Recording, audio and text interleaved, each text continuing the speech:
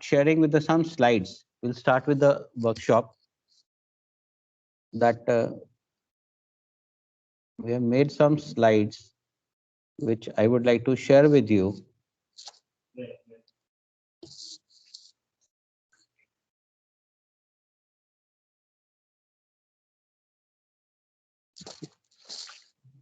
Slides.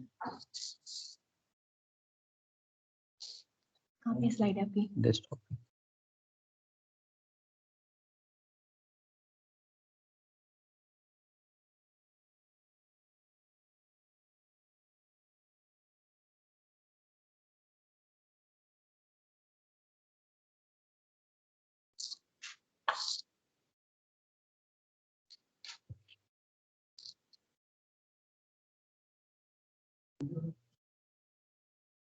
Welcome to resume writing workshop.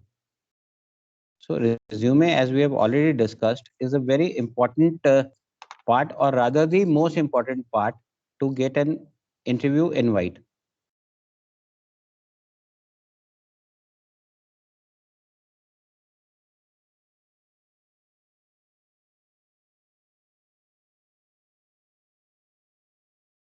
We'll start with the agenda of the today's resume. The following points we'll be discussing during the day, during 1 hour session. The agenda of this meeting will be we'll understand the meaning of the resume. What is the meaning of the resume? Then what is the importance? Why resume is important for you? What should be the contents of the resume? What all we should put in the resume, which are important points which should be covered in a resume? The style, naming. There are different names of resume. We'll also discuss that. Different people name the resume the different ways. Then we'll also discuss do's, what all information you should be putting in the resume, and then don'ts. What points we should make sure that these common mistakes which do happen with us should not happen, should not occur. And we'll also discuss about a few job sites, because these days many jobs are available on job sites. So you should be aware which job sites are there and which you can apply for the job. So the meaning of the resume is very simple. So it is the first document which contains summary of your entire information, your name, your qualification, your experience, your hobbies, that you have to cover in just 1 or 1.5 pages. It should not be very long, so that the HR person gets irritated, because, for example, they have 500, 600 resumes. If you have put in 3 pages resume, so that will not help. He or she is interested just a brief to start with, to know about you. So it has to be very concise and brief. So what is the importance of resume? We'll start with the importance. A resume is a template, is a valuable resource because it has to be properly formatted. Template meaning a complete file which is properly formatted, which should contain your name, your address, your qualification, experience, and in the end, it should be signed and with date. Why it is important? Because it saves person's time. Person's time, when we are talking about the HR person or the in the company you have applied for. I'll again repeat the same thing. For example, if there are 300, 400, 500 resumes for 5 or 6 posts, so if it is properly drafted in a particular meticulous format, it becomes easier for the HR person to understand about you. And if it is nicely, simply formatted, that will save your time as well as the time of the HR person, because if has got 500 resumes, he will select the best resumes, and then invite will be sent for the interview. It presents the information in a standardized and professional manner. Standardized in the sense that it should not be vague information. It has to be proper standard. What all information should be there in the resume, that should contain your name, your education, qualification, and with a proper format. It should be presentable and in a professional manner. You should not. We'll discuss that what we should, how we should draft our resumes, what professional point should be covered in that particular resume. It is a customized to individual unique skills. Customized in the sense that every individual is different. So when every individual is different, eh, every resume has to be different. Because जो मेरी knowledge है हो सकता है कि वो आपकी knowledge ना हो, जो मुझे आता हो आपको ना आता हो, जो आपको आता हो मुझे ना आता हो. So that is a unique for everybody. हर एक की क्वालिफिकेशन एक्सपीरियंस डिफरेंट होते हैं. So accordingly we have to customise our resume so that HR person should understand, because that is the first document that is seen by the company about you. Before meeting any interview, your resume is sent, and based on your resume you are invited, you are called for a interview. So your all unique skills should be highlighted in that resume. It provides information in a clear, concise and easy to read format. When we say concise, that means it should be brief. It should not be detailed that you put in for every point you are putting in 1 page, 2 page. It has to be, suppose you have experience in production. So you just have to write experience in production for 6 months in this particular company. In there, you don't have to elaborate what instruments you have used or what kind of experience or how many batches you have produced. This information you will share with your interviewer when you meet them in person. And it should be easy to read format.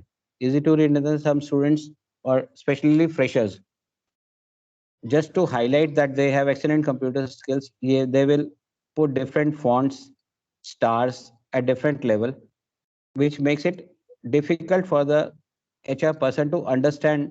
So it has to be very simple, straightforward and concise. What a resume should contain. What should be the content of a resume? First of all, everybody know your name should be there, your qualification. This is very important.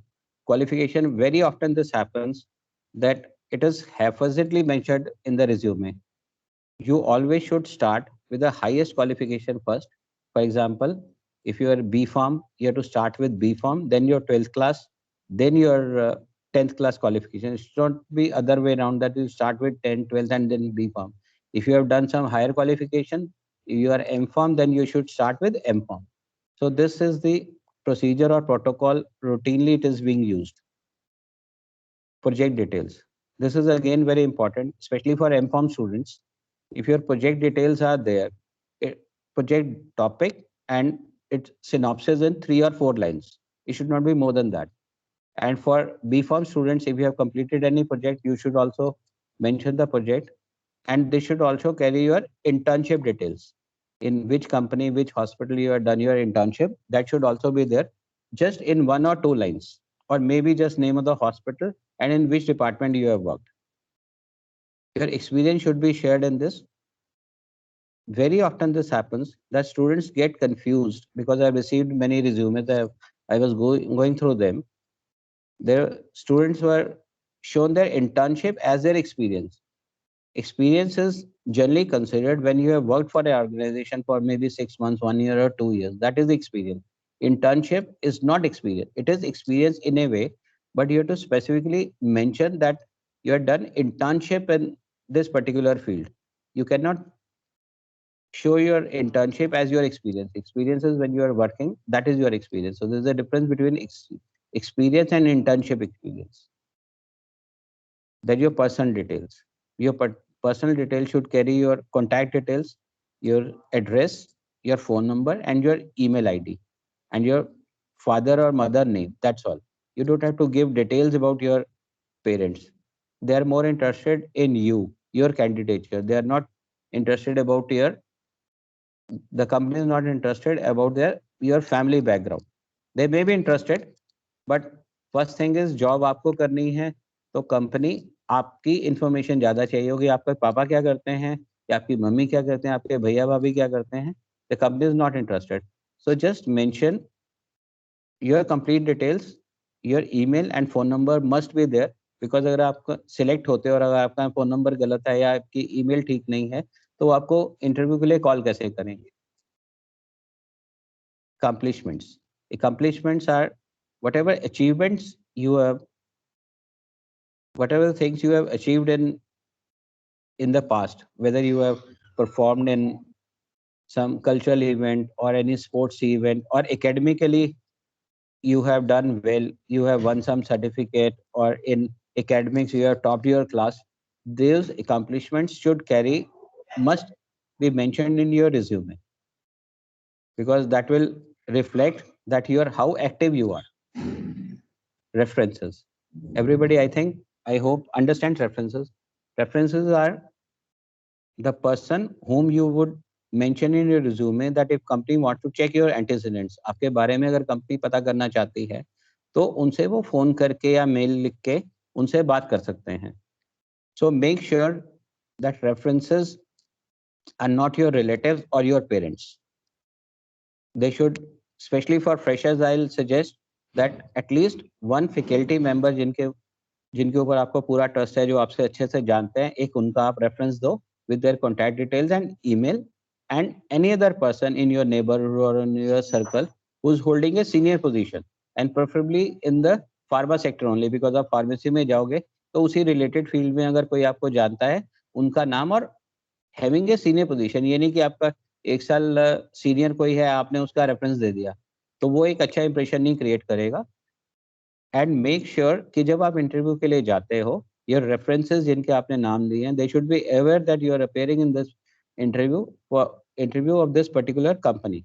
Otherwise what can happen, अगर वो reference check के लिए जिनके आपने नाम डाले हैं references, उनको अगर आप वो फोन करते हैं और उनको पता ही नहीं है कि आप किसी कंपनी के इंटरव्यू में गए हो, तो एकदम से they will draw a blank, तो एक गलत इंप्रेशन क्रिएट होगा. एंड स्पेशली जैसे आपके टीचर्स ने, आपने किसी अपने टीचर का, फैकल्टी का नाम रेफरेंस में दे दिया और वो 500 स्टूडेंट पढ़ा रहे हैं, और फॉर एग्जांपल अंकिता ही है, अंकिता हो सकता है 6 अंकिता हो कॉलेज में, तो अब वो किस अंकिता के बारे में बताएंगे. तो आपको बिफोर हैंड बताना होगा, sir I am Ankita Sharma, sir I am going for this interview, this particular post, and I have given your name as you're giving your reference. In case you get any call from the company or any mail, please reply. तो अगर उनको पता होगा तो वो अच्छे से reply करेंगे, पॉजिटिव रिप्लाई करेंगे. अगर पहले इंप्रेशन ये जाता है कि अगर फोन आया एचआर डिपार्टमेंट से, I am calling from this company and please tell me something about Ankita, first of all he has to think, if you start thinking कि कौन सी अंकिता थी, पास आउट थी, प्रेजेंट पढ़ रही थी, तो अगर वो एक सोचने लग जाते हैं तो एक गलत इंप्रेशन पड़ता है. तो you must inform the person जिनका आपने रेफरेंस में नाम दिया है beforehand, before appearing in the interview. Font and style, this is again जो इसका हम ड्राफ्ट करते हैं रिज्यूमे को, the font has to be symmetrical. Symmetrical in the sense कि कई बार ये होता है, will share the details further, कि कुछ स्टूडेंट्स डिफरेंट फॉन्ट एक ही रिज्यूमे में, कोई फॉन्ट साइज 10 है, कोई अल्फाबेट, एक सेंटेंस 12 फॉन्ट में है, एक 10 फॉन्ट में है, एक 16 फॉन्ट में है. That should not happen. The font should be uniform. और स्टाइल भी एक सिमेट्री स्टाइल होने चाहिए. बहुत सारे डिफरेंट स्टाइल्स आपको नहीं यूज करने हैं. Selection of font, I told you कि it has to be symmetrical. अगर आपने एक पॉइंट, फॉर एग्जांपल एक हेडिंग है, योर क्वालिफिकेशन, क्वालिफिकेशन के बाद में एक्सपीरियंस, एक्सपीरियंस के बाद में योर एकेडमिक प्रोफाइल, जो टाइटल्स हैं, अगर सपोज आप 16 फॉन्ट में यूज कर रहे हो तो ये हेडिंग सारी 16 फॉन्ट में ही यूज करनी है, आपको डिफरेंट फॉन्ट्स नहीं यूज करने हैं. और सब हेडिंग्स में if you are using a smaller font, अगर वो 12 फॉन्ट यूज कर रहे हो तो पूरा right through it should be similar font, उसमें डिफरेंस नहीं होना चाहिए, because this makes it more presentable. समझने में भी आसान रहता है, देखने में, प्रेजेंटेशन में भी अच्छा लगता है. Selection of bullets, selection is bullet is also important. कई बार स्टूडेंट्स ऐसे करते हैं कि डिफरेंट बुलेट्स यूज कर लेते हैं, कहीं पे स्टार, कहीं पे डैश, कहीं पे डॉट. तो ऐसा नहीं होना चाहिए. अगर आपने स्टार यूज कर रहे हो कोई पॉइंट को हाईलाइट करने के लिए, और स्टार्स और बुलेट्स सब लगाते हैं जिस पॉइंट को हमने हाईलाइट करना है, तो इट शुड बी सिमेट्रिकल और सेम राइट थ्रू. ऐसा नहीं होना चाहिए कि एक पॉइंट पे आपकी स्क्वायर है, एक पे डॉट लगा हुआ है, आपने हाइफन लगा दिया. सो सेम फॉन्ट और same bullet you should use right through your resume. It has to be logical sequence. ये हमने पहले भी, मैंने ये पॉइंट को शेयर किया था. अगर हम लॉजिकल सीक्वेंस की बात करते हैं तो will start with your qualification. In qualification your highest your qualification should come first, और उसके बाद में आपको अपनी लोअर क्वालिफिकेशंस में जाना है, पहले M form, B form, 12th और उसके ऐसे सिमिलरली लोअर, उसके बाद में आपका क्वालिफिकेशन के बाद में आपका जॉब एक्सपीरियंस आएगा, उसके बाद में आपकी अकम्पलिशमेंट्स आएंगी। So it has to be a proper formatted stage. ऐसा नहीं कि पहले आप अपने एक्सपीरियंस शेयर कर दो, उसके बाद में क्वालिफिकेशन, उसके बाद में हॉबीज, या स्टार्ट कर रहे हो आप हॉबीज से कि अगर आपके हॉबीज या स्पोर्ट्स में आपने अकम्प्लिश कर लिया कि आपने नेशनल्स खेले हैं किसी सपोर्ट स्पोर्ट में, तो आप हाईलाइट करने के लिए आप स्पोर्ट्स से शुरू कर दो। वो आपकी स्पोर्ट्स में इंटरेस्टेड नहीं, अगर आप प्रोडक्शन के लिए जॉब के लिए जा रहे हो तो आपकी qualification more is more important. So the logical, there must be logical sequence, odd sequence नहीं होनी चाहिए, proper. Again I am repeating, start with the your name, then your address, then your phone number, or then your email ID, then your qualification, then your experience, then your accomplishments। और hobbies अगर वैसे जरूरी नहीं है hobbies आपको mention करना, because company hobbies में interested नहीं होती, वो आपके क्वालिफिकेशन, एक्सपीरियंस, आपकी नॉलेज में ज्यादा इंटरेस्टेड होती है। बट अगर आप फिर भी अगर मेंशन करते हो, it should go in the end.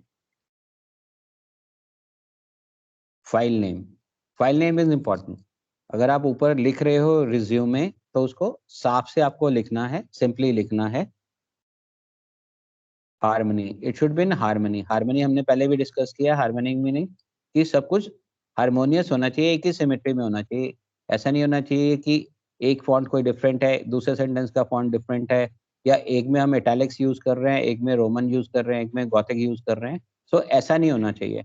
It should be in harmony. या एक सीक्वेंस लाइन है कि एक लेफ्ट साइड में लाइन हो रही है, दूसरी, ये छोटी छोटी मिस्टेक्स होती हैं जो हम लोग करते हैं। एक लाइन अक्सर हो जाता है कि अगर हमें कंप्यूटर में सेटिंग नहीं हुई, तो एक लाइन लेफ्ट साइड से बाहर आ रही है, एक राइट साइड से बाहर आ रही है, या फॉन्ट डिफरेंट है। सो ऐसा नहीं होना चाहिए, it should be in harmony. एक प्रॉपर फॉर्मेट होना चाहिए। Then naming, there are different names given to resume which I will share, probably आप लोगों को ये पता ही है। Resume, then curriculum vitae, that is also sometimes it is addressed as resume। Biodata, biodata आजकल कम यूज करते हैं, मीनिंग सेम है, बट बायोडेटा पहले, काफी पहले जनरली रिज्यूमे की जगह बायोडेटा यूज करते थे, बट आजकल मोस्ट कॉमनली रिज्यूमे या कुरिकुलम वाइटे यूज करते हैं। Your personal details, but personal details normally नहीं यूज करते, but it is also a common name for your resume. Biographical sheet, this is not very common, अगर, but ऐसी biographical sheet तब use करते हैं जब आपको बहुत ज्यादा एक्सपीरियंस हो गया और 10, 15, 20 साल का एक्सपीरियंस है, और आपको शेयर करने के लिए बहुत कुछ है, आपका रिसर्च एक्सपीरियंस है, आपकी और एकेडमिक क्वालिफिकेशन, पीएचडी या थीसिस है, तब आप एक बायोग्राफिकल शीट के वर्ड यूज कर सकते हैं, बट नॉर्मली ये करते नहीं है। Personal history, again it is this other name for resume, but it is not very commonly used। Then we'll talk about do's, what we should do while writing a resume। जो जो हमें point सारे cover करने हैं carefully, ये points को cover करना है, इनमें से कोई पॉइंट मिस नहीं होना चाहिए। इट शुड बी प्रेजेंटेबल, ये हम पहले भी डिस्कस कर चुके हैं। इसका फॉर्मेट एक डिसेंट होना चाहिए, प्रेजेंटेबल। और अक्सर ये होता है कि स्टूडेंट्स थोड़ा स्टाइल दिखाने के लिए डिफरेंट फॉन्ट यूज कर लेंगे, कहीं इटैलिक्स यूज कर लेंगे, कहीं और शेप के फॉन्ट यूज कर लेंगे। सो फॉन्ट जो आपको यूज करना है बिल्कुल सिंपल यूज करना है, so that the HR person और जो इंटरव्यूअर है आराम से पढ़ के उसको समझ सके। आपने इटैलिक्स यूज कर लिए, आधे वर्ड ओ की जगह जीरो है, समझ में नहीं आ रहा, so that should not happen. That should be uniform and very neat and clean and presentable. कहीं पे अगर हैंड रिटन रिज्यूमे भी है, तो कहीं पे कटिंग नहीं होनी चाहिए। अगर एक बारी गलत हो गया तो उसको दोबारा लिख लो, उसमें कहीं गैप कम नहीं, कहीं पे स्पेसिंग कम है, कहीं पे स्पेसिंग ज्यादा है, that should also not happen. अगर हमने डबल स्पेस में टाइप किया है तो right through it should B double space, uniformity होनी चाहिए, सो दैट देखने में भी साफ सुथरा लगे, because it is said well begun is half done. तो अगर पहली नजर में ही अच्छा लगेगा तो एक अच्छा इंप्रेशन क्रिएट होगा, एक प्रोफेशनल अप्रोच दिखेगी। अगर वो टेढ़ा मेढ़ा होगा, फॉन्ट साइज ऊपर नीचे होंगे, कहीं प्रिंटिंग में कई बार होता है हमें हार्ड कॉपी भेजनी होती है, hard copy print out paper साफ नहीं है, तो हमने चलो छोड़ो यार भेज देते हैं, but that should not happen. It should B A neat and clean presentable paper. और कहीं पे कोई डॉट नहीं होना चाहिए, कहीं मार्क नहीं होना चाहिए, if you are sending hard copies. और अगर मेल भी कर रहे हैं, मेक श्योर कि वो उसमें गैप्स प्रॉपर होने चाहिए, स्पेसिंग प्रॉपर होनी चाहिए, देखने में अच्छा लगना चाहिए. It should be meaningful. Meaningful in the sense it should be target oriented. अगर आपने प्रोडक्शन के लिए अप्लाई किया है तो आपका जो रिज्यूमे ड्राफ्ट करना है वो प्रोडक्शन से रिलेटेड आपका एक्सपीरियंस, अगर आपने किसी कंपनी में प्रोडक्शन में काम किया हुआ है या आपने इंटर्नशिप करी हुई है, तो that should carry that information. ऐसा नहीं कि आपने अप्लाई कर रहे हो प्रोडक्शन के लिए और आपका सेल्स में या मार्केटिंग में इंटरेस्ट है, आप उसको हाईलाइट कर रहे हो that I like travelling. That should not happen. तो हर जॉब प्रोफाइल के हिसाब से आपको अपना रिज्यूमे डिफरेंटली डिजाइन करना पड़ेगा. इट्स नॉट दैट कि अगर कोई क्लिनिकल रिसर्च की पोजीशन आ रही है उसमें आप सेल्स वाला रिज्यूमे भेजोगे, ऐसा नहीं होता है. तो आपको अगर क्लिनिकल रिसर्च किया है तो अगर आपका क्लिनिकल रिसर्च में इंटरेस्ट है तो आप की उस रिलेटेड क्वालिफिकेशन एक्सपीरियंस को आप मेंशन करोगे. So it should be target oriented, target about the job description. जो कंपनी की रिक्वायरमेंट है अकॉर्डिंगली आपको अपना रिज्यूमे डिजाइन करना है.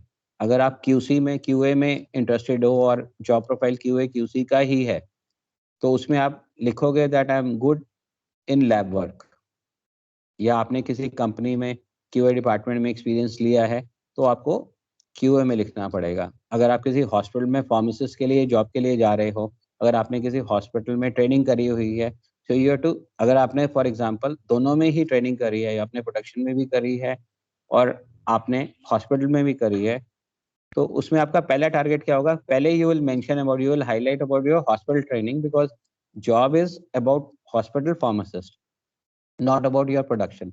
वो प्रोडक्शन को आप नीचे रखेंगे, पहले आप जिस जॉब के हिसाब से उसको रखना है. सो मेक श्योर कि ऐसी छोटी छोटी मिस्टेक जो हम कवर करते हैं, जो हो जाती है हमसे, वैसी मिस्टेक्स हमसे नहीं होनी चाहिए.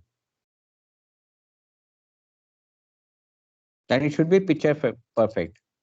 देखने में साफ सुथरा होना चाहिए, क्लीन होना चाहिए, और देखने में ऑड नहीं लगना चाहिए, डिफरेंट फॉन्ट्स नहीं यूज होने चाहिए. और रेफरेंसेस ऑलरेडी हम डिस्कस कर चुके हैं कि रेफरेंसेस हमें 2 या 3 जरूर, कई बारी कंपनी मेंशन कर देती है अपने जो जॉब निकालते हैं, वैकेंसी निकालते हैं, उसी में लिखा होता है गिव 2 रेफरेंसेस और गिव 3 रेफरेंसेस. तो आपको मेंशन करना ही है. अगर वो रेफरेंसेस नहीं भी मेंशन करते, even then you can give 2 और 3 रेफरेंसेस. और उसको मैं फिर से रिपीट कर रहा हूँ कि प्रेफरेबली एक अपने टीचर का हो जो आपको अच्छे से जानते हो और जो आपको समझते हो, सिर्फ जानते नहीं हो, समझते भी हो.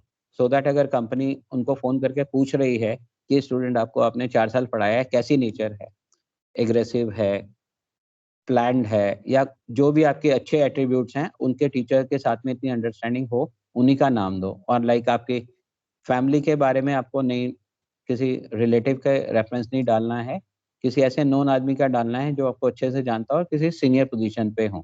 So these are the points which you must cover in your resume. इन पॉइंट्स का ध्यान रखना है, ये कोई पॉइंट मिस नहीं होना चाहिए व्हाइल ड्राफ्टिंग और writing a resume. Then covering note. Normally ऐसा होता है कि हम लोगों को कोई वैकेंसी मिलती है और हम अपना सिर्फ एक रिज्यूमे भेज देते हैं. जैसे कई सारी स्टूडेंट्स ने अभी भी मेरे को रिज्यूमे भेजा, there was no covering note, सिर्फ एक sir please find attach my resume. उससे कैसे पता लगेगा कि आपने मेरे को एड्रेस कर रहे हो, किस काम के लिए मेरे को भेज रहे हो resume, how do I know? तो उसमें एक छोटा सा कवरिंग नोट होना चाहिए. वी शुड मेंशन कि आपको कहाँ से ये सोर्स पता लगा, whether it is through newspaper advertisement, whether it is through some references, किसी फ्रेंड ने बताया है जॉब के बारे में, या आपने किसी डेवनेट पे या naukri.com पे या और किसी जॉब साइट से आपको ये इन्फॉर्मेशन मिली है, दैट यू शुड मेंशन. और उसमें आप स्पेसिफाई करोगे that I have come to know from this particular source that your esteemed organization has that vacancy, whether it is in production और मार्केटिंग. और उसके बाद में आप उसमें 2 या 3 line briefly why the company should consider resume for this particular post. उसमें 2-3 line में आप 2-3 लाइंस में अपना ब्रीफ लिख सकते हो that I am particularly interested in marketing job, as I understand this requires lot of traveling and I'm interested, I enjoy traveling and I'm ready to relocate. उसमें भी आप मेंशन कर सकते हो. कई बार ये होता है कि कंपनीज चाहती हैं कि वैकेंसी हरिद्वार में है, आप हरिद्वार जाना चाहते हो नहीं जाना चाहते, अगर उसी में आप अपने कवरिंग नोट में ही लिख दोगे, I am preferably would like to go to Haridwar और I don't mind relocating at a different location, तो एक चांसेस आपके रिज्यूमे कंसिडर होने के बढ़ जाते हैं। ये 2-3-4 लाइनों का एक कवरिंग नोट जरूर लगाना है रिज्यूमे के साथ में, सो दैट रिज्यूमे पढ़ने से पहले आपके बारे में 1-2-4 सेकंड में ही एक एचआर पर्सन को मालूम चल जाए कि आप क्यों इस जॉब में आना चाहते हो, आप इसके लिए सुटेबल हो या नहीं हो। बाकी चीजें तो बाद में जब आपकी पर्सनल इंटरेक्शन होगी वो डिटेल में बातें होंगी, बट एक 2-3 लाइनों में आपको एक कवरिंग नोट जरूर लगाना है। Then photograph. फोटोग्राफ अक्सर ये होता है कि आजकल तो कैमरे मोबाइल का ज़माना है, अरे कुछ नहीं मिला तो एक सेल्फी खींची और पोस्ट करके मेल कर दी। तो ऐसा नहीं होना है। जो फोटोग्राफ लगानी है हमें एक प्रोफेशनल अटायर में, प्रॉपर ब्लेजर में, टाई में, एक फोटोग्राफ अगर खुद अच्छे से नहीं खींच रही, फोटोग्राफर के पास जाके 50-100 रुपए लगते हैं, ज़्यादा पैसे नहीं लगते आजकल। उनसे एक प्रोफेशनल फोटोग्राफ कराओ। ऐसे नहीं कि आप टी-शर्ट में फोटो खिंचवा के और रिज्यूमे के साथ अटैच कर रहे हो। The attire in resume also should be professional, tie के साथ में, या अगर गर्ल्स हैं तो प्रॉपर साड़ी के साथ में, या प्रॉपर ये नहीं कि लाल पट पीले कपड़े, गुलाबी कपड़े पहने हुए और एक सेल्फी खींची और पोस्ट कर दी। हाथ में फ्लावर्स पकड़े हुए या हाथ में चॉकलेट पकड़ी हुई है। ये चीज़ छोटी-छोटी चीज़ें होती हैं जो हम कॉमन मिस्टेक कर देते हैं और ये मिस्टेक्स नहीं करनी है, स्पेशली फोटोग्राफ्स में। अभी भी मेरे पास में कुछ फोटोग्राफ्स बच्चों ने अटैच करके भेजे हैं, साइड साइड पोज़ है या बड़े हेयर स्टाइल बहुत अजीब-सा बना हुआ है, तो ऐसा नहीं, सेल्फी खींच के लगाई हुई है कुछ बच्चों ने, रिज़्यूमे जो मेरे पास में आए हैं। सो ऐसा नहीं होना चाहिए, प्रोफेशनल फोटोग्राफ लगनी चाहिए उसमें। स्पेल चेक, अगेन स्पेलिंग आजकल तो आपके पास में बहुत ईज़ी है आप लोगों के लिए स्पेल चेक करना। तो जब भी आप रिज़्यूमे लिखते हैं, make sure all spellings should be correct. कोई स्पेलिंग में गलती ना हो, बिकॉज़ अगर स्पेलिंग में गलती होती है तो एक गलत मैसेज चला जाता है कि आपको तो कुछ भी नहीं आता है, या आपने ध्यान से अगर आता भी है तो एक मैसेज आता है कि ही इज़ नॉट प्रोफेशनल, बहुत कैजुअल अप्रोच से इसने फटाफट टाइप किया जल्दी से and he has posted the resume. So spell checks are very important. Likewise correct grammar और करेक्ट टेंसेस, वो भी बड़े एक इम्प्रेशन, हालाँकि आप फार्मासिस्ट हो, तो आपकी अगर आप प्रोडक्शन के लिए जा रहे हो, आपको इंग्लिश की नॉलेज उनको नहीं चाहिए। आपको प्रोडक्शन का कितना एक्सपीरियंस है, या आपको कौन-सी मशीन चलानी आती है, मशीन हैंडल करनी आती है, वो इम्पोर्टेंट है। बट अगर अच्छी लैंग्वेज ड्राफ्ट होती है, तो एक अलग से इंप्रेशन क्रिएट होता है कि यस, दिस बॉय और दिस गर्ल आर प्रोफेशनल, और ये सोच समझ के सीरियस है इस जॉब के बारे में।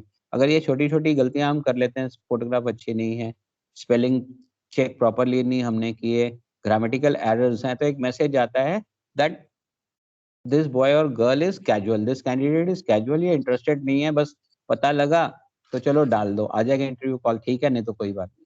तो अगर आपका ये बेसिक चीजें आप करेंगे, तभी इंटरव्यूअर सबसे पहले ये आपका रिज्यूमे देख के ही समझ जाता है कि इस कैंडिडेट ये हमारे कंपनी के लिए सूटेबल हो सकता है या नहीं हो सकता। इंटरव्यू तो बाद में कॉल आएगी, आप जब मिलेंगे अपनी डिटेल बताएंगे, हो सकता है आप बहुत अच्छे कैंडिडेट हो उस जॉब के हिसाब से, लेकिन अगर आपका रिज्यूमे प्रेजेंटेबल नहीं है तो आपको इंटरव्यू की कॉल ही नहीं आएगी। तो ये पॉइंट्स हमें ध्यान रखने हैं और while writing a resume. Then don'ts, make sure जो हमें गलतियां, हालांकि मैं पहले टॉपिक इसी से शेयर कर चुका हूँ डूज के साथ में, फिर भी बहुत कॉमन मिस्टेक्स होती हैं रिज्यूमे राइटिंग के टाइम पे, वो हमें नहीं करनी है।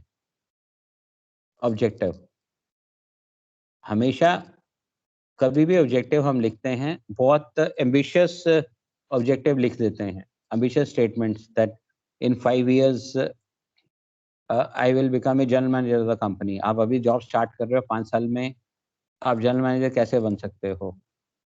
या आप कोई ऐसा ambitious statement that I would like to help your company, बहुत सारे लोग यूज कर लेते हैं।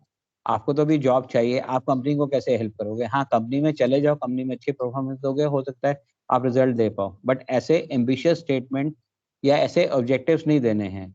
Objectives has to be very simple that I would like to join this organization, these are my strong points, and accordingly I work for this company for betterment of this company. It has to be very simple objective। बहुत बहुत अपनी English, normally क्या होता है, हम लोग क्या करते हैं कि अपनी इंग्लिश दिखाने के लिए कि हमें हमारी इंग्लिश लैंग्वेज बहुत अच्छी है, बोरो टेक्स्ट यूज करी, कहीं से गूगल से कट पेस्ट किया और उसको हमने एक ऑब्जेक्टिव कॉपी कर दिया। So that should not happen. Ambitious statements नहीं लिखनी है, बिकॉज कई बार एम्बिशियस स्टेटमेंट से ये भी होता है, अगर आप सपोज कर लो सेल्स की बात करें और उसमें आप लिख रहे हो that every year I achieve 150% of my target, और जब आप एक्चुअल में काम करने लगे तो आपसे टारगेट तो 70% भी नहीं हो रहा, तो फिर वो आपसे डिस्कशन होगा कि आप तो कह रहे थे I achieve 150% and now you are doing only 70%। तो ऐसे ओवर एम्बिशियस स्टेटमेंट्स आपको नहीं देने हैं। It has to be very simple और एग्जैक्ट जो आप कर सकते हो उसी के बारे में लिखना। Borrow text, this is also very common कि हमने अभी कट पेस्ट किया और लगा दिया। किसी और फ्रेंड ने कुछ अच्छी लैंग्वेज आपको लगी, आपने वो तो जाना चाह रहा है प्रोडक्शन में, प्रोडक्शन के हिसाब से उसने कोई अपना पॉइंट लिखे that I am good in lab work, I can run this particular tablet machine और सिरप मेकिंग मशीन, और आप जा रहे हो मार्केटिंग में, आप वहाँ पे अगर आपने गलती कर दी, उसका आपकी इंग्लिश तो बहुत अच्छी लगी, आपने उसका टेस्ट कॉपी किया that I can handle tablet making machine, but एक मार्केटिंग में आपको टैबलेट मेकिंग मशीन का तो कुछ करना ही नहीं है। So make sure that you don't have to use borrow text. उसमें कई बार ऐसा भी होता है कि हम कॉपी पेस्ट कर देते हैं और हमें पता नहीं होता कि उसका मीनिंग क्या है। तो ऐसा नहीं होना चाहिए कि बोरो टेक्स्ट किसी से कॉपी किया और लिख दिया। और हम कुछ भी लिखते हैं उसका हमें मीनिंग पता होना चाहिए, बिकॉज इंटरव्यू आपके रिज्यूमे के बेसिस पे ही आपका इंटरव्यू होता है। तो नेवर यूज बोरो टेक्स्ट, जो अपनी लैंग्वेज में बनाओ, जितनी सिंपल लैंग्वेज में लिखोगे उतना बेटर है। योर फैमिली डिटेल्स, ये मैं अगेन आई एम रिपीटिंग, पहले भी डिस्कस किया था हमने। Family details, companies, your name of your father और maybe whether is in business और इन सर्विस और is farmer, that is sufficient for the company. Your mother is a homemaker or she is working in government job, that is sufficient. You don't have to mention that if your mother is a IAS officer, so you don't have to highlight that yes my mother is commissioner or my father is DIG. तो उसमें वो impression हम लोग उसको लिखने की कोशिश करते हैं। और sometimes I have seen resume कि अगर किसी के अंकल DIG हैं, चाचा DIG हैं, वो लिखेंगे my chachaji is a DIG. So company is not interested in your chachaji. He is interested in you, your profile, your qualities, your qualification. So family details में आपको सिर्फ मदर फादर का name और अगर वो क्या करते हैं just one word, farmer, business, home maker, what ever, तो उसमें फैमिली की डिटेल नहीं लिखनी है, और लिखनी भी है तो सिर्फ एक वर्ड में खत्म कर देना है उसको। ये कॉमन मिस्टेक्स हैं जो लोग हम करते हैं, we have to avoid these mistakes.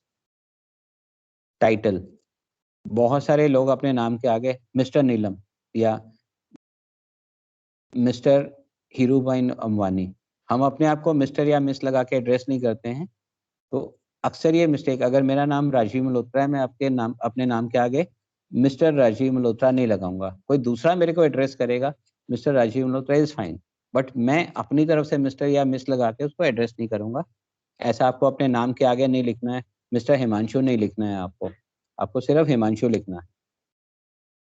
Hobbies, hobbies को अवॉइड करो। आजकल, पहले ट्रेंड होता था रिज्यूमेज में कि हॉबीज लिखी जाती थी, बट अब कंपनी की क्या सोच है कि अपनी हॉबीज में हमें, आपकी हॉबीज, आप घर में क्या करते हो, आपका किस चीज में इंटरेस्ट है, आप मूवीज में देखते हो, नॉवेल्स पढ़ते हो, या स्पोर्ट्स में इंटरेस्ट है, या घूमने में इंटरेस्ट है, कंपनीज को उन चीजों से मतलब नहीं है। तो इसलिए आपको हॉबीज भी मेंशन नहीं करनी है, आजकल कोई एक्सपेक्ट नहीं करता है।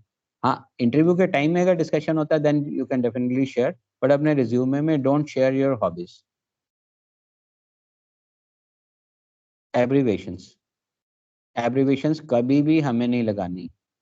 हमें कुछ भी लिखना है, जैसे अ, हम एब्रीवेशन, जैसे हम कुछ भी वर्ड यूज कर रहे हैं उसका, लाइक आपने अगर बी फार्म लिखा है तो आप पूरा बी फार्मेसी, उसको बैचलर ऑफ फार्मेसी लिखोगे तो हमेशा बेटर। बिकॉज कई बार ऐसा होता है कि अगर हमने कोई ऐसी चीज लिख दी, एब्रीवेशन हम लिख रहे हैं, उसको सामने वाले को या जो इंटरव्यू लेने वाला है, जो HR पर्सन है, उसको एब्रीवेशन की फुल फॉर्म ही नहीं पता है। आपने फॉर एग्जांपल ASAP लिख दिया, कोई जरूरी थोड़ी है ASAP हर एक को पता ही हो। तो आपको उसको हर चीज को फुल फॉर्म लिखनी है, एब्रीविएशन या आधा वर्ड ऊपर डॉट लगा दिया वो नहीं करना है। आपको पूरा वर्ड जो भी लिखना है, you don't have to use abbreviation, you have to use full word. Passwords अगर आप मेल करते हो तो उसमें कोई पासवर्ड नहीं लगाना है। अगर आप, हो सकता है कि आप साथ में ये भी लिखो कि sir this is the password, but HR person के पास में इतना टाइम नहीं है, पहले वो आपकी मेल पूरी पढ़ेगा, देखेगा उसमें आपने कौन सा पासवर्ड लगाया है, फिर आपका रिज्यूमे खोलेगा। तो never put any password, specially when you are sending through WhatsApp और थ्रू मेल। अगर आप भेज रहे हो तो पासवर्ड अपने रिज्यूमे में नहीं लगाना है, वो सीधा क्लिक करे और आपका रिज्यूमे खुल जाए। ये ऐसी छोटी छोटी मिस्टेक्स हैं जिनको हमें अवॉइड करना है। फाइल लिंक्स नहीं भेजने कि sir I work for IDPL and you can check my profile at this particular link. अगर आपने IDPL में काम किया है तो अपनी डिटेल उसमें लिखो। लिंक शेयर करने के लिए किसी के पास में टाइम नहीं है कि वो लिंक पे क्लिक करे और तुम्हारी प्रोफाइल चेक करे। तो लिंक्स नहीं भेजने, आपको जो लिखना है रिज्यूमे ही में ही पूरी डिटेल आपको लिखनी है। Thank you, will close the session here, but I would like to discuss couple of more resumes जो कि, एक मिनट अंकिता, इस टॉपिक के बाद में हम एक दो रिज्यूमेज आपसे डिस्कस करेंगे जो कि कॉमनली मिस्टेक्स जो होती है, जो नहीं होनी चाहिए। डेस्कटॉप पे मेरे दो रिज्यूमेज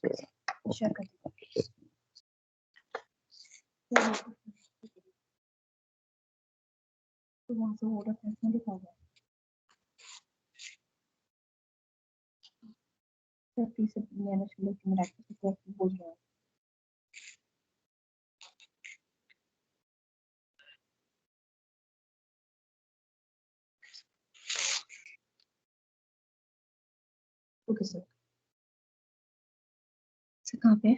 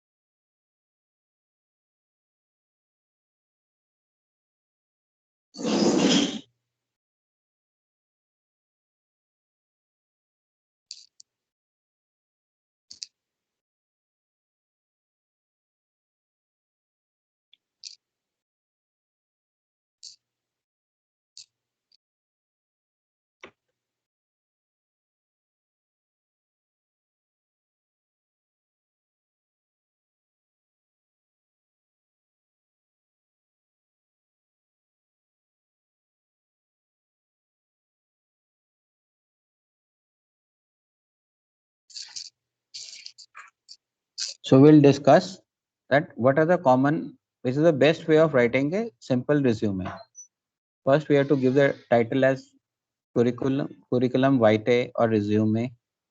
और जैसे हम करियर ऑब्जेक्टिव की बात कर रहे थे, ये किसी मैंने MBA स्टूडेंट का रिज्यूमे लिया, उसमें उन्होंने मेंशन किया हुआ है, I am enthusiastic MBA graduate looking forward to get a challenging job in a company where my dedication determination skills. ये सब वेग चीजें हैं, ऐसी वेग चीजें आपको नहीं, स्किल एंड नॉलेजेस, ये कहीं से गूगल से अच्छी इंग्लिश लैंग्वेज लगी, उसको हमने कॉपी पेस्ट कर दिया। वो चीजें हमें नहीं करनी है, कि ऐसी कॉपी पेस्ट नहीं करनी है कि जो चीजें जिसका इलॉजिकल हो या जॉब से कोई कंसर्न ना हो। Sir your career objective should be very simple, that why we want to join this job and what I can do for the company, that is all. This kind of objective we have to mention. और अगर objective आप नहीं भी लिखोगे तो भी कोई फर्क नहीं पड़ता है, बट कोई ऐसी ऑब्जेक्टिव मत लिखो जो ओवर एम्बिशियस हो या जॉब के साथ में जिसका रेलेवेंस ही ना हो। एक जनरल इन्होंने लिखा है दैट, अगर आप सेकंड लाइन इसकी पढ़ते हो So in the best possible way to so as to help my organization in achieving its goals. आप अभी ज्वाइन कर रहे हो, आप इतने बड़े हो गए हो, हाँ एक जनरल मैनेजर वाइस प्रेसिडेंट जब बन जाओगे तो शायद तुम ये लाइन लिख सकते हो, बट एट एंट्री लेवल कि आप पूरी कंपनी को हेल्प करोगे वो प्रैक्टिकल पॉसिबल नहीं होता है, विच बिकम्स नॉन प्रैक्टिकल। तो ऐसा कोई आपको ऑब्जेक्टिव नहीं लिखना है। सेकेंडली अगर इसी में आप देखो इन्होंने बड़े अच्छे से फॉर्मेट किया हुआ है अपनी क्वालिफिकेशन जो हम पहले डिस्कस कर रहे थे। To start with, they have mentioned about the highest qualification, MBA, then BBA, then senior secondary, then your schooling. With that, he has also mentioned किस स्कूल कॉलेज से उसने क्वालिफिकेशन करी है और किस बोर्ड से करा है और कितने परसेंटेजेस हैं। तो इस तरीके का सिंपल आपको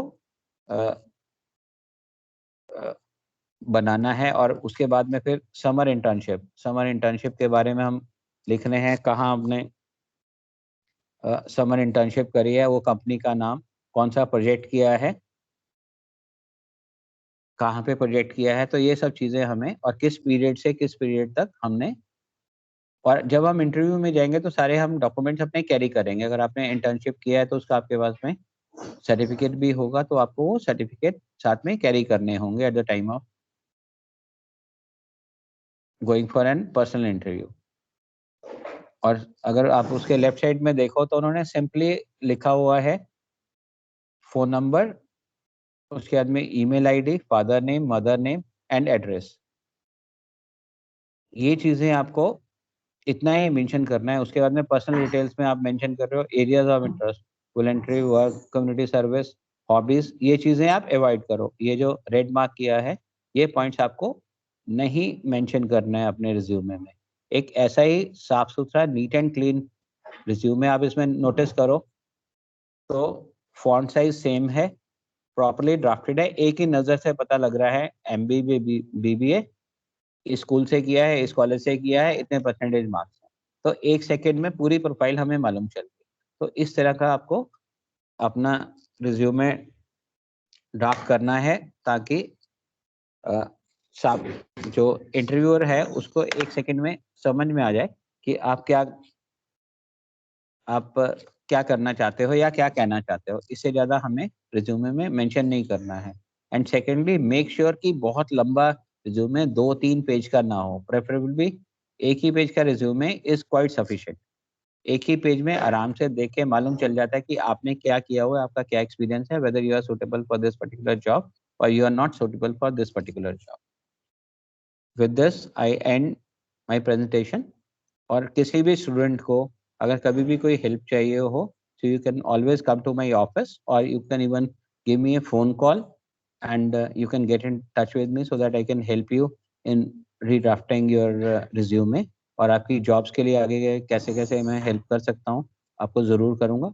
and once again I thank director sir, Ankita ma'am and Meenakshi ma'am for coordinating this excellent workshop. और होपफुली आप सब लोगों ने ये एंजॉय किया और कुछ ना कुछ सीखा है। हो सकता है कि बहुत परफेक्ट प्रेजेंटेशन ना रही हो बट बहुत कुछ सीखे, अभी मुझे भी सीखनी है। So everybody is a learner. तो आप लोगों को भी लर्निंग कंटिन्यू करनी है क्योंकि रोज एक नई चीज सीखेंगे तभी हम आगे बढ़ पाएंगे। Thank you very much. Thank you Ankita ma'am. Thank you, Raji sir. Just a second, sir. I would ask the students, do you have any query with sir? Students, could you please tell me? You need to ask anything with the sir? Final year students and a pre-final year students, you're going to depart for the job actually. So I think you might have, okay. Yeah, Ruchi, please speak, beta. Good morning sir. Good morning. Sir जो हम लोगों को school में जो certificates वगैरह मिले हैं just like sports वगैरह के, तो हमें मेंशन करने होते हैं रिज्यूमे में? हाँ, अकम्प्लिशमेंट्स में वो मेंशन करोगे ना। अगर तुमने स्पोर्ट्स में कोई अच्छी पोजीशन, पार्टिसिपेट करने के सर्टिफिकेट्स की कोई इंपॉर्टेंस नहीं है। अगर तुमने कोई प्राइज मिला है, फर्स्ट सेकंड थर्ड पोजीशन मिली है या और भी कोई भी अकम्प्लिशमेंट है, वो that you have to mention in your resume. और उसके बाद में डॉक्यूमेंट होना चाहिए। जब इंटरव्यू के लिए जाओ तो वो सब हार्ड कॉपीज अपने साथ में लेके जाओगे किसी भी चीज में कोई अकम्पलिशमेंट हो, चाहे वो स्पोर्ट्स में है या एकेडमिक्स में है या किसी और चीज में। Clear? Okay hello sir. Sir. Answer one question. हाँ, सर जो हमारे कोऑर्डिनेशन के जो सर्टिफिकेट्स होते हैं वो भी मतलब सही रहते हैं? किस मतलब चीज के हम उनमें कोऑर्डिनेशन के मेंशन करके, सर्टिफिकेट्स? जैसे लाइक किस चीज अगर के कोई सर्टिफिकेट? इवेंट कोऑर्डिनेट किया है, कोई इवेंट हाँ कोऑर्डिनेट किया है, तो हाँ उसके सर्टिफिकेट मेंशन करना सही है? हाँ, वो मेंशन करना सही है। पहले थोड़ा सोचो इसके बारे में, तुम बताओ कि उसे क्या फायदा मिलेगा इंटरव्यू के लिए, फिर मैं उसका रिप्लाई देता हूँ तुम्हें। Just think over it.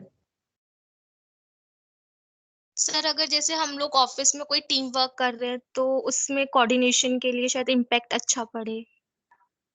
हाँ, उसमें क्या होता है कि that reflects your leadership qualities. अगर आपने कोई प्रोग्राम कोऑर्डिनेट किया है जिसमें आपने 100 200 500 स्टूडेंट्स के साथ में प्रोग्राम कोऑर्डिनेट किया, अपने टीचर मैम के साथ में, सर के साथ में कोऑर्डिनेट किया है, वो रिफ्लेक्ट क्या कर रहा है कि तुम एक लीडर हो, तुम आगे बढ़ के कुछ काम करना चाहते हो। सो इमीडिएटली शायद वो जॉब में इफेक्ट ना आए, बट जब फ्यूचर में जब तुम ग्रो करोगे, जब मैनेजर बनोगे, सीनियर पोजीशंस पे जाओगे, तब ये चीजें रिफ्लेक्ट करेगी, yes you have this ability to lead, you have these leadership qualities, and then you have this capacity of being a team player also, कि अगर आप एक टीम अच्छे से मैनेज कर सकते हो तो एक अच्छे मैनेजर भी हो सकते हो। सो ये कोऑर्डिनेट की एक्टिविटीज डेफिनेटली हेल्प करेंगी तुम्हारे रिज्यूमे को। Any other question? Okay, thank you so much sir. Hello sir. Hello, sir अपना नाम बताओ पहले। सर मोहम्मद अरशद अली है। हाँ अरशद बोलो। सर जैसे कि हमने हॉस्पिटल में इंटर्नशिप की थी जब थर्ड ईयर में थे, और फिर सर अभी इंडस्ट्रियल ट्रेनिंग भी करनी है, तो सर ठीक है, दोनों में कर सकते हैं ना? हाँ बिल्कुल कर सकते हो। वही चीज मैंने तुम्हें पहले भी बताई थी। अपना जब रिज्यूमे ड्राफ्ट करोगे आप लोग, तो आपको श्योर है, अगर आप फार्मासिस्ट की पोजीशन के लिए जा रहे हो तो आप हॉस्पिटल ट्रेनिंग पहले हाईलाइट करोगे, इंडस्ट्रियल ट्रेनिंग बाद में करोगे। अगर आप प्रोडक्शन के लिए जा रहे हो या क्यूए क्यूसी के लिए जा रहे हो, तो आप पहले क्यूए क्यूसी या अपने प्रोडक्शन का एक्सपीरियंस कंपनी के डिटेल शेयर करोगे, उसके बाद में आप हॉस्पिटल ट्रेनिंग की अपनी डिटेल शेयर करोगे। जिस जॉब के लिए जा रहे हो उस जॉब से रिलेटेड जो एक्सपीरियंस है उसको आपको हाईलाइट करना। Clear? Anybody else? Anybody else? I think, sir, you have explained everyone very well, so I don't think they have any query. I would request Vivek, sir, our HOD. Sir, Vivek, sir, can you hear me out? Yes, ma'am, I'm here. Okay, sir. So I would like you to request a vote of thanks to our speaker so that we can address him on behalf of IMT family. Sure, ma'am, sure. Why not? First of all, a big thanks to Rajiv sir. It was a tremendous job. मतलब आपने बहुत ही बढ़िया तरीके से सबको समझाया sir. Really, we are very thankful to you. I, Dr. Vivek, on behalf of IMT College of Pharmacy and the entire group, and on my behalf, extend I want to a very hearty vote of thanks to our speaker.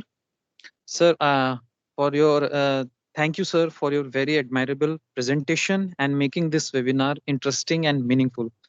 I am pleased to express vote of thanks to all members who have made this webinar a grand success. Thanks again, Rajiv sir. I want to say one more thing कि sir एक चीज आप last में conclude करिए, बच्चों को एक message दीजिए अपने साइड से कि इनको बेस्ट प्लेसमेंट्स के लिए क्या एक्सरसाइज करनी चाहिए और किस तरह से इम्प्रूव करें वहां पर। Thank you so much sir. Okay okay, आपने बहुत अच्छा पॉइंट रेज किया है विवेक सर। सबसे पहले तो मैं स्टूडेंट से ये रिक्वेस्ट करूंगा कि आप अपने क्लासेस रेगुलर करें, चाहे वो पीडीपी क्लासेस हैं या कोई और सब्जेक्ट में आप पढ़ाई कर रहे हो। बिकॉज आई हैव सीन कि मैंने अभी 15 दिन पहले ज्वाइन किया है, बहुत कम लोग अटेंटिव हैं क्लास में जो क्लास अटेंड कर रहे हैं। बिकॉज जब तक आप लोग सीखोगे नहीं तो आगे कैसे बढ़ोगे? तो सीखना बहुत बहुत जरूरी है। तो इसलिए I will request all my students to share, because अभी भी देख रहा हूँ तो बहुत 60-70 स्टूडेंट्स ने ही सिर्फ ज्वाइन किया है। तो आई एक्सपेक्टेड कि एटलीस्ट 300-400 स्टूडेंट्स सीखें इसको, वर्कशॉप को ज्वाइन करके। और आपको दूसरा पॉइंट ये करना है कि जो बेसिक चीजें हम लोग शेयर करते हैं, आपके मेंटर शेयर करते हैं, उनको आपको फॉलो करना है। बिकॉज हम लोगों का एक्सपीरियंस से आप लोग कुछ सीख सकते हो।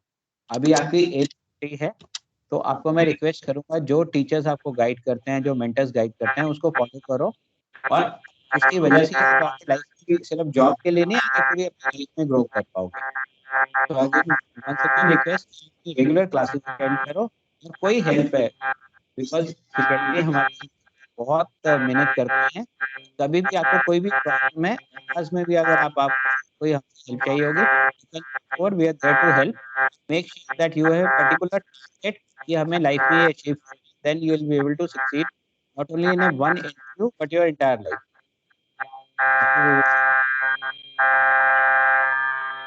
Thank you, Rajesh sir. I think we need to end the session now. I request you to close the session. And thank you, Rajesh sir.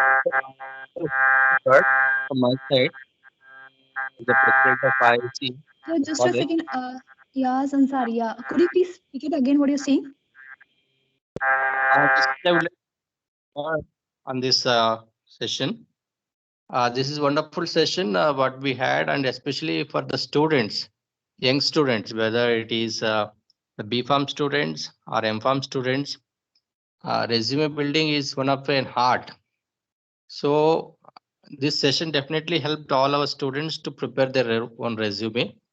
And even then, I expect that our outgoing students, the resume is the key. Sometimes the companies, what they analyze, they observe. So definitely, all your valuable things are to be placed in this resume. What you're all undergone during 4 years of your career of pharmacy, all these to be recorded on this resume, valuable things, your valuable credits that reflects your weightage in the selection. And of course, credible things which you can focus always. This session especially been organized for our students to how they can focus and how they can draft the resume, and that will be helpful to their future career. So I thank all the audience and participants, the students, and the speaker of today's session, Rajiv Malhotra, for taking out your time and to present in this session. Thank you. Thank you. Thank you, sir.